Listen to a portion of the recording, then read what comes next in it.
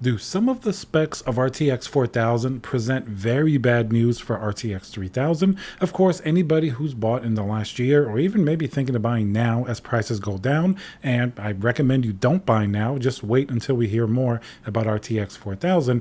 Most people will think, all right, you're going to buy now, you're probably going to get a bit of a discount, or maybe you're going to buy when RTX 4000 comes out, maybe at 3000, get more of a discount. But what if RTX 4000 proves to be a huge generational leap? I'm not talking about 10, 15%. What if it's considerably more? Now, all of the leaks that we've gotten, and most of the time they're a little bit too extreme, I feel. People will say, oh, the 4090 is going to be, 2 or 3 times better than a 3090. It's sometimes true. Let's say maybe ray tracing technology got a lot better by then. Maybe some technology in the new GPU is just much more effective rather than traditional rasterization. Maybe it has more CUDA cores. Something like that maybe could be possible. But in general, GPUs will not go up nearly that much. It won't be like a massive difference because after all, they're going to completely invalidate whatever's before it. And NVIDIA doesn't necessarily need to go that high. But some things may be changing. Now they do have some pretty stiff competition from AMD. RDNA 3 is going to be launching this year as well, most likely. And even though Intel, we thought they were going to launch some GPUs, at least that's kind of dropped off for now. And if they were, they seem to be only on the level of a 3070 or something like that. So the competition is squarely really between AMD and NVIDIA. So that seems to actually be enough. Remember, the 6900 XT, while it didn't necessarily steal the crown from NVIDIA, it definitely made them a little bit more nervous than usual. In many games, in fact, it even beat RTX 3090. Now, if you count ray tracing and you put in some of the NVIDIA-specific technologies like DLSS, NVIDIA still generally pulls out ahead, but it's also in some cases much more expensive. Priced pretty good is a Windows CD key. Today's video sponsor is going to be VIP-CDKdeals.com. Very simple process. You can get a Windows 10 Pro CD key and remember to use code CC20 for a nice discount. And AMD definitely has been shoring up its technologies as well, having FSR and various resolution sort of scaling technologies that are similar to DLSS. And in general, they've had a lot better drivers and things like that to keep up with NVIDIA. So this is the GPU that may be the most problematic for RTX 3000 owners, and that's going to be the RTX 4070.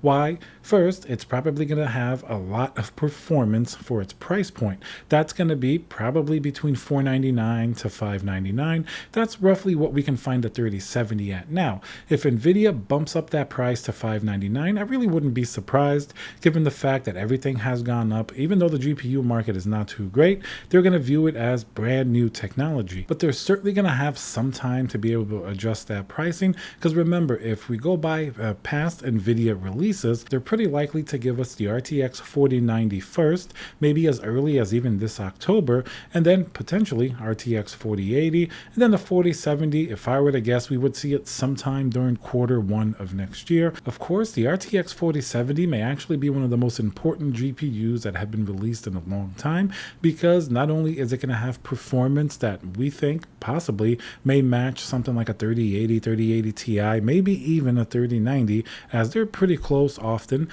Definitely at least a 3080. You would expect the last generation to kind of be beat by something like a 4070 level GPU, but the price point should be very interesting. If it's a 3080 Ti level GPU for around $599, $499 would be the ideal, but let's say worst case, maybe $599, that's going to be pretty considerable. That's going to pretty much invalidate a lot of GPUs that are out now in terms of RTX 3000.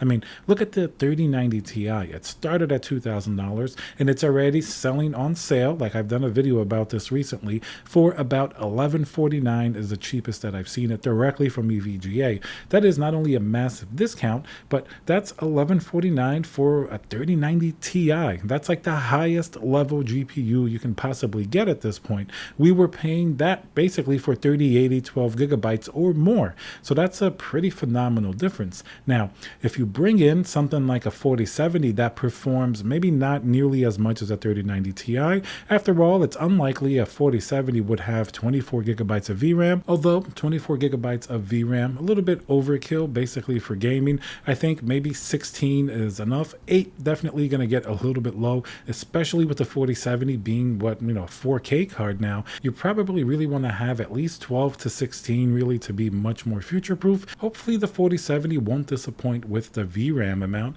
I mean, while you don't need 24 gigabytes of it if you're just using it as a gaming even 4K card, you definitely do want more than the 8 gigabytes that came on the 3070. So it has to be somewhere in between there. So aside from that, if the gaming performance is similar to a 3090 Ti, or even more likely, you can safely say maybe a 3080 Ti level performance, that's going to be pretty impressive for that price point if it's under $600. So if the 3090 Ti is already $1149 now, imagine if there's a GPU that gets like 95% of that performance for basically what is half the price. That 3090 Ti may very likely come down very fast to like that $700 or even $600 price point, depending on how many are available on the market, how many RTX 4000 actually come out. But even the hype of an RTX 4070 may drop the price of that GPU. If you don't have an RTX 3090 Ti, you may be wondering, why do you even care? It's not going to affect you, right? Well, not so fast. If a 3090 Ti goes down to, let's say, $700, what do you think that's going to do to the price of your 3080 or your 3070? It's definitely going to go down as well. It's going to be like a big heavy object just squishing everything down, because if you can get a 3090 Ti for $700, why would you spend anywhere near that for a 3080? That might go down really way under $500. Maybe then we'll finally start seeing some of these, lower tiered GPUs actually go down in price.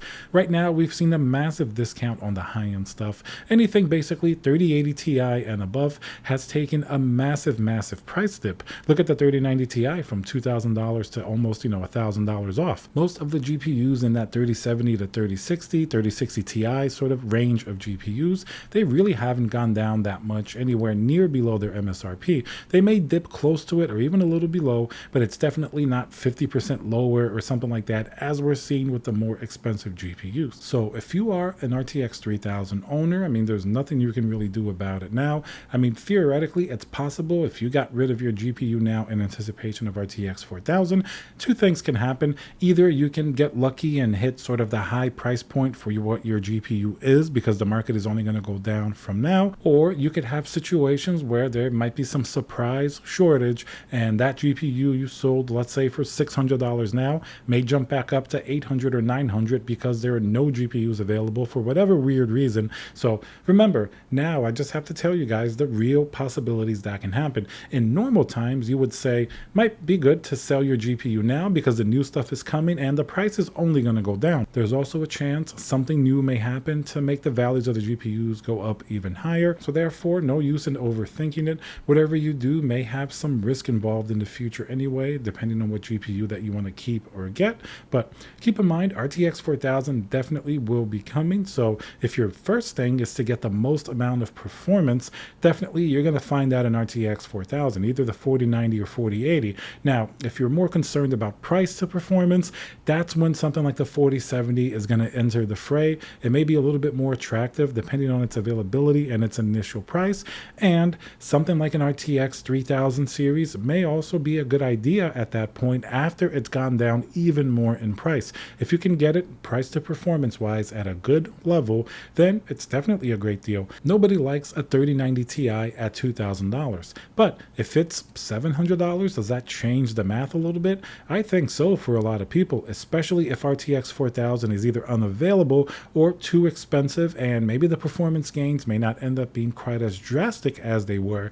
Then it may make some sense. If a 3090 Ti is still performing better than a 4070 and it's close in price by maybe $100 or $200, who's to say that maybe that 3090 Ti won't be the better choice in terms of price to performance? So that's certainly going to be one of the biggest factors to keep an eye on. That 4070 I think is going to be the sweet spot GPU, much like the 3070 was this generation, along with maybe the 3080. That's going to be the GPU to watch for RTX 4000. And of course, we all know the 4090 will be the top dog, the best one, but you're definitely going to have to pay for it, both in terms of its initial MSRP price as well as its power consumption, something else that's going to be going up a considerable amount in RTX 4000.